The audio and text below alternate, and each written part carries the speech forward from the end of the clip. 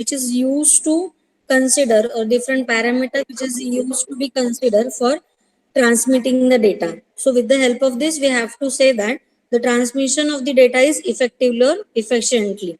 So the three important characteristics for the data communication are discussed. First one is a delivery. Okay. First one is delivery of the contents. So data communication system must deliver the data only to the users who is interested to use it, not to the anyone else. Means whenever we transmit the data, we only transmit to that particular person which is requested for that particular data. So we can only share with the requested person, means those who are interested to view, or those who are interested to use that particular contents. So second one is accuracy.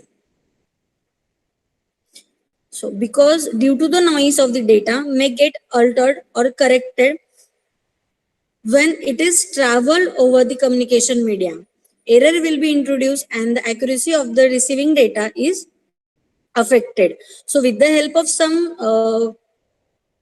parameter, or with the help of some device, for example, if we consider the repeater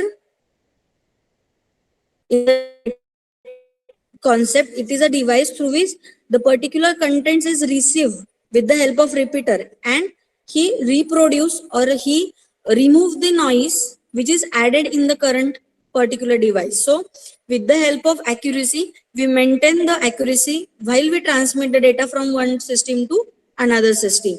And third one is a timeliness, means we have to consider the time limit while we transmitting the contents. So the time delay is unexpectable for the audio video data.